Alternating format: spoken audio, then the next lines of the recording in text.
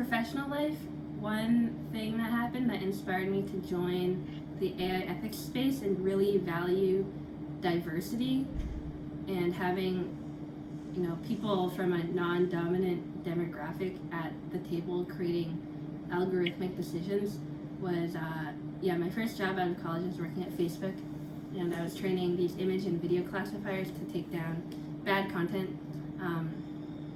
We had a variety of different spaces that we would work on as a team, like suicide and self-harm prevention, child pornography, graphic violence, terrorist propaganda, white supremacist content. Like a wide variety of like really, really heinous, reprehensible things in society that get posted to the platform. And one thing that was really eye-opening was that I was the only female software engineer on my team. And when the topic of deciding who was going to work on what vertical, like what focus area came up, I was pretty much the only person that wanted to work on child pornography because I was like, that's really, really important.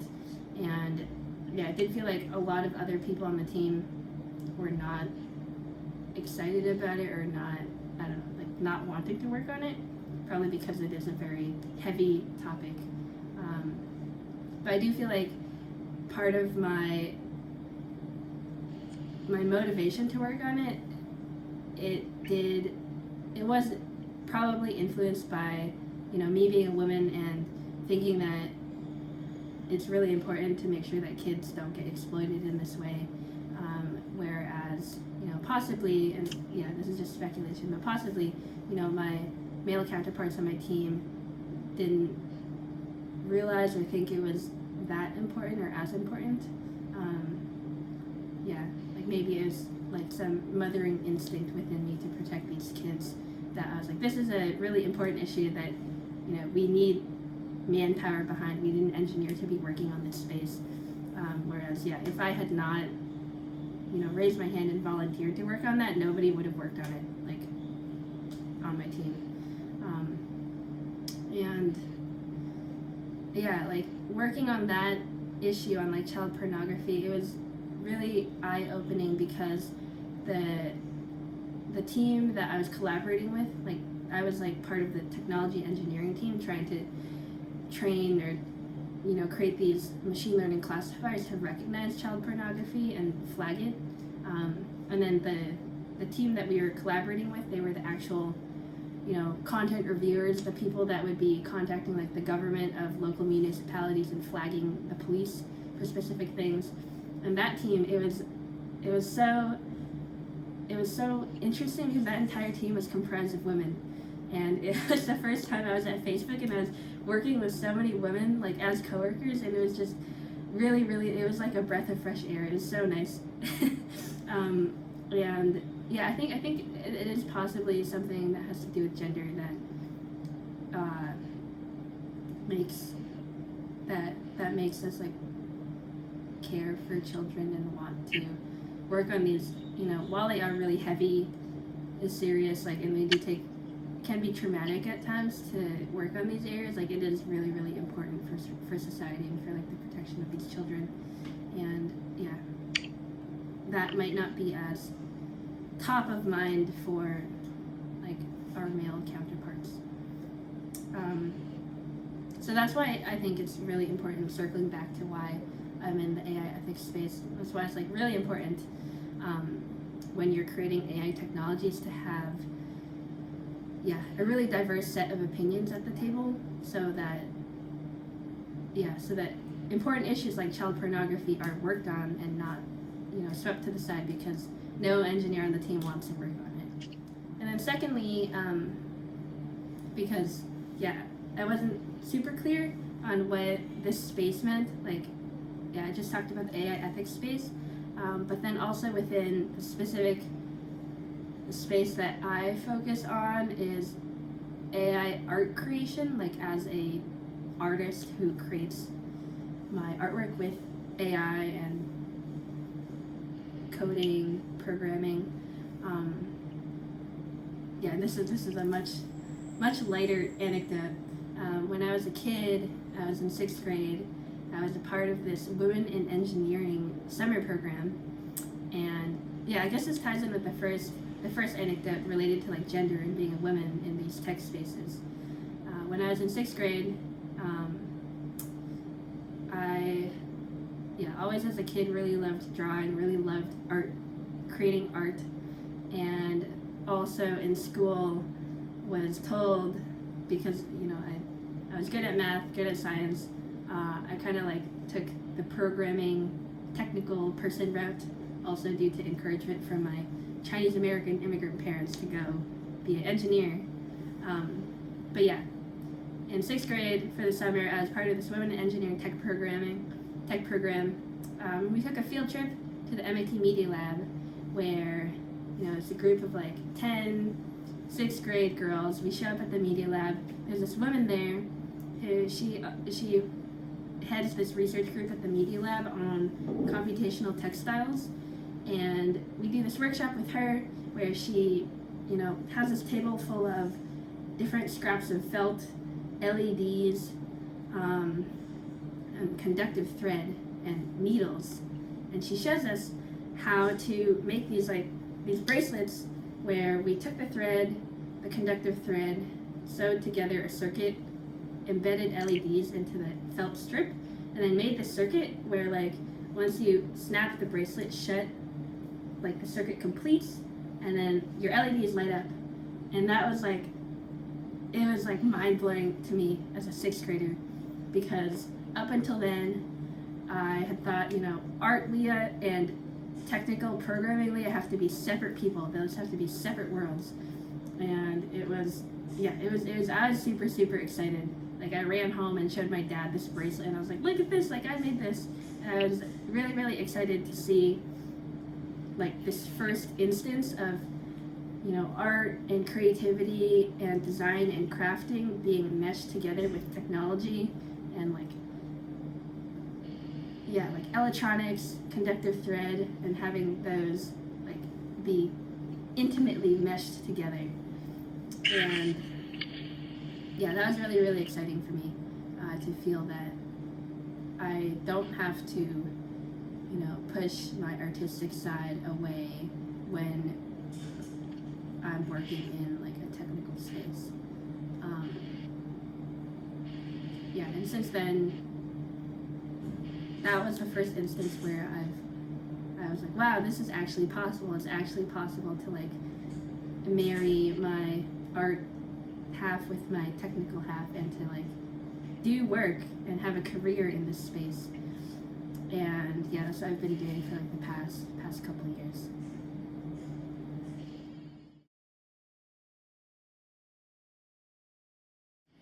My career journey leading up to where I am now, I guess right now I'm about to start doing research on creative AI at Carnegie Mellon this fall. I currently am an artist using AI to create my work, and my career path up to here was, in the previous question I gave you a little picture of 6th grade Leah, who was oh man, art and programming can be together. And then it wasn't until college that I started kind of seriously trying to mesh the two together. And after graduating college, in college I majored in computer science and with a math minor. I went to MIT, and after graduating college I went to work at Facebook, where I focused on machine learning, and I was training image and video classifiers, because as a visual person I really wanted to do computer vision and not natural language processing.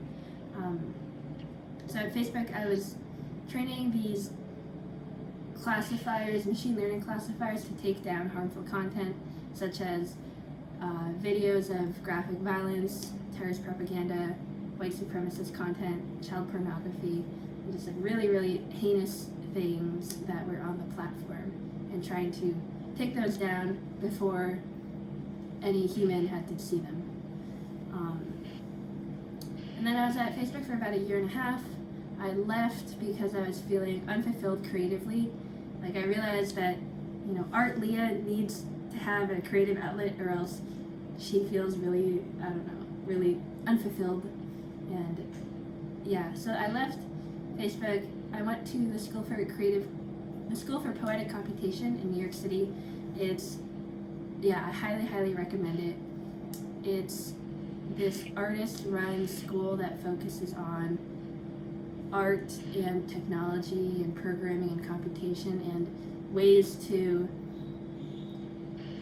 express yourself through coding and technology, and ways to create create creatively with like new technology. And yeah, that was pretty much the beginning of stepping foot into this world of creativity and computing. And then a couple things that I've done in that world since, in the past 2 or 3 years, where I've been involved with the NeurIPS workshop on machine learning for creativity and design. That also was a pivotal moment, kind of like the conductive thread bracelet 6th grade moment, where I went to this conference at NeurIPS, and it was the first time I'd seen in a technical, like academic machine learning research space that artists were being asked to like come on stage and like give their experience of using like TensorFlow algorithms to generate the lyrics for their album, for example. And that was really cool, and that to me was another pivotal moment that was eye-opening, where I was like, wow, these machine learning researchers actually care what these artists have to say, and this is awesome. And yeah, so I've been involved with that workshop. I'm organizing it, but first I was a participant and presented a poster there, and then have also done a lot of teaching. I was at the Rhode Island School for Design teaching machine learning artwork to artists and designers. Also have been teaching these online classes with Derek Schultz, and yeah, he's a great resource when it comes to making art with AI. And yeah, for like the past 2 or 3 years I've been like teaching workshops, and then doing various projects here and there related to like creative computation. Like I'm currently working on a music visualizer to convert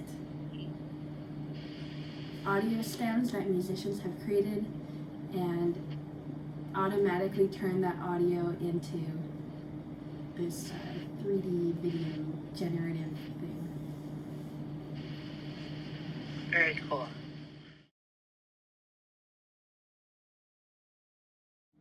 When I was working in the tech industry, one barrier that I encountered was not really like I think part of it has to do with the fact that the tech industry is really male dominated, and so as a result certain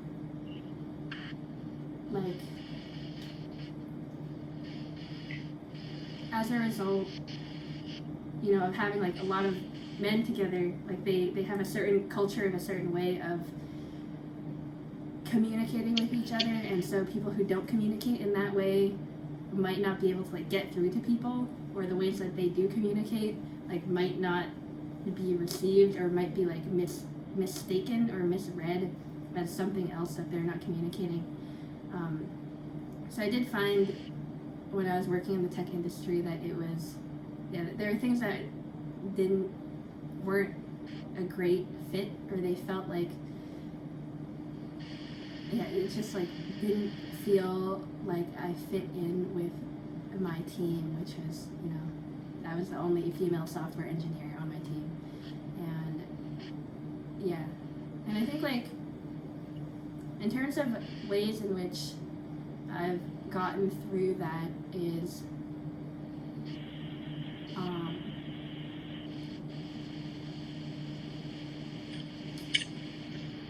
I think I've really, even in spaces where like the people you vibe with are like few and far between. Like maybe, you know, the male software engineer ally who's like is a strong advocate for the voices of women on the team, and you know will push back.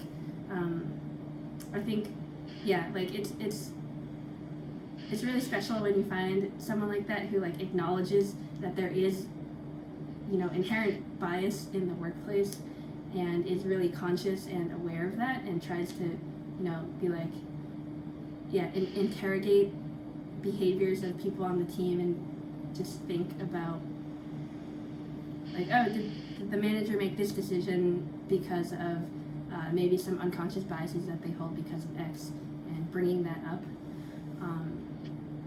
And yeah, I think like more and more I've built up a community of people and tried to surround myself with people that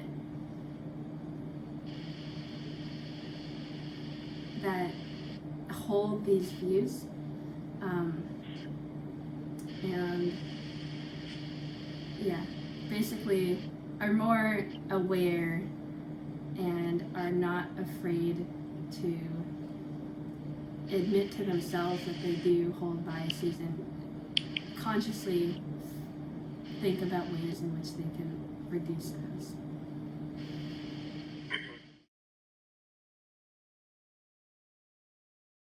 In terms of diversity and its value to AI and AI ethics, I think,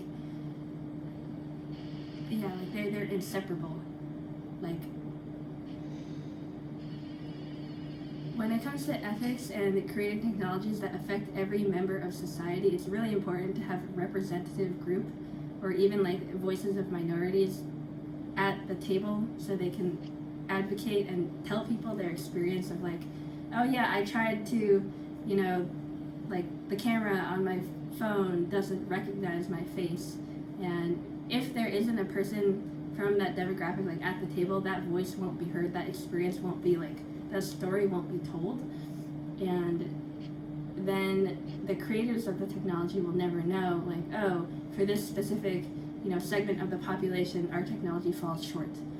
Which is why it's super, super important to have like people from all backgrounds and all demographics and all different, you know, like, yeah, like gender, sexual orientation, race, ability or disability, age, like nationality, like all be able to weigh in and have their opinions and experiences heard. Because, yeah, like technology today and AI today is created by a specific like segment of society, usually like, you know, pretty privileged, white, male, yeah, like upper middle class to upper class. And these people are making decisions that affect literally the entire world. And like the papers that they're publishing and like the research problems that they're choosing to take on. And it's really, really important, and I can't stress it enough to have more diversity in this, like the group of people that are making the decisions of what technology, what the next generation of technology is used for, what it's created for, what it does. Because yeah, it literally, like, the next wave of technology pervades the entire earth and all the people on it. And so it's really important for how diverse the earth is, the human population is, for the creators of technology to also be just as diverse.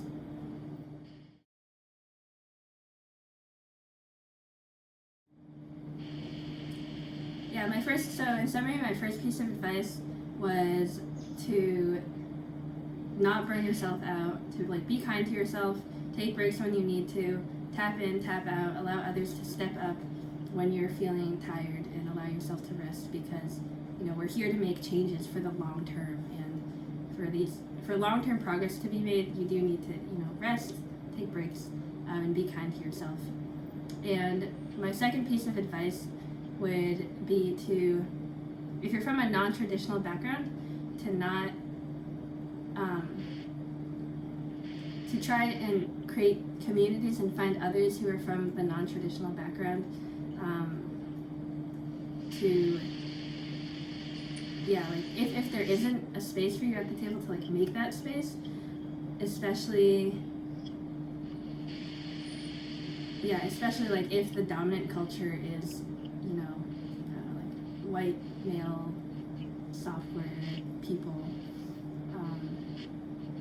and I think like when it comes to entering a space, allies are really, really key, because as kind of backwards and unfair as it is, it does, sometimes particular people will only listen to people that look like them, and that's where like allies come in, which is, it's how it is, even though it kind of sucks. But yeah, I think like as soon as I think like when you find allies to really like